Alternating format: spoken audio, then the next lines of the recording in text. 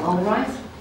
So just as I said, please refrain from producing noise of any kind, because recording is underway, as you can see. You will have your 5 minutes by the end of the presentation to ask your questions to our lecturer here today, a colleague of yours, but I'm sure he will introduce himself, so let's give him the floor.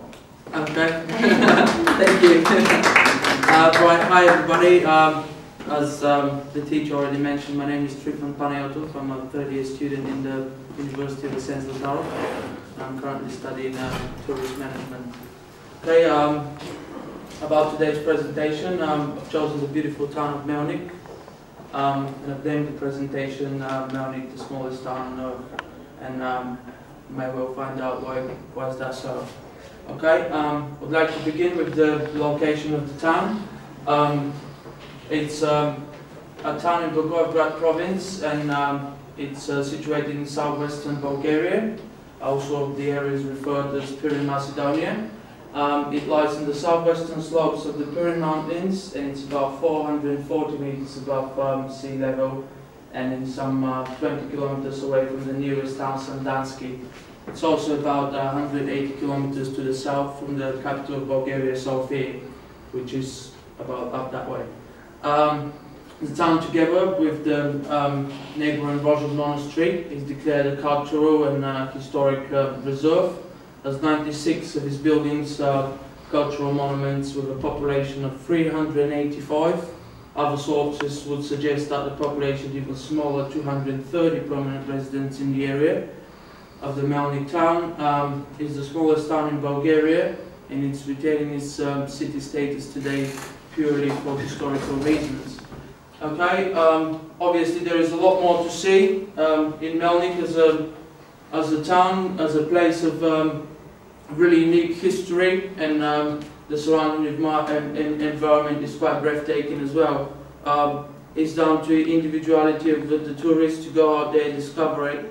And there are also a lot more places of interest and different sites to look and discover around the town itself. Okay, if you have any questions, I'll be quite happy to answer them at this point.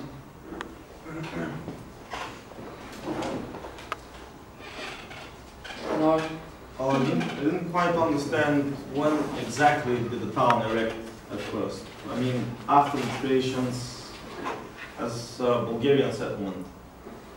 When it became a Bulgarian settlement, it became a Bulgarian settlement owned by the Bulgarian First Empire during the reign of Khan Persian the First. Okay. Any other questions? Do we know something about the traditions that inhabit? Okay. As I've mentioned, well, I didn't tell you that the first written evidence about the town itself dates from the 11th century. Obviously, the traditions were before that, and the evidence for their presence there is purely from archaeological evidences. And these archaeological excavations have discovered different coins and objects from, obviously, that prove that the traditions were there at this point. How many citizens live there nowadays? Nowadays, as we mentioned on the first slide, people say that, well, the information is that about 385 permanent citizens live there, but it might be even lower.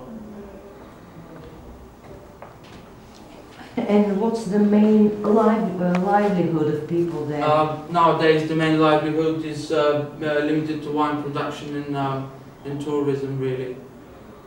Thinking of the richness of the culture and the national heritage that is in place there. But the wine is produced only for home consumption, isn't it? No, it isn't. Tourists can buy wine almost everywhere in the town. You only need to walk down the main street, and you can just even buy it from private homes and all the taverns that are situated down there. So there is no more tobacco selling there? to current information, tobacco production is still in place in the town, but not as flourishing as that it used to be. For instance, during the Bulgarian National Revival period. Can you tell me where exactly is the location of the grave of Jan Sandanski? Because I know that it's there, but I don't know. Okay, yeah. As we've said, known as local hero, he liberated the town during at the end of the First Balkan War. His grave is known to be nearby the Rojan Monastery, which is about 5 kilometers northeast from the town of Melnik.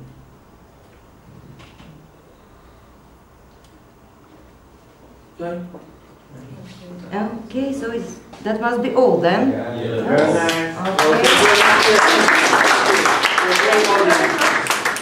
I highly appreciate what you've done for us. Okay.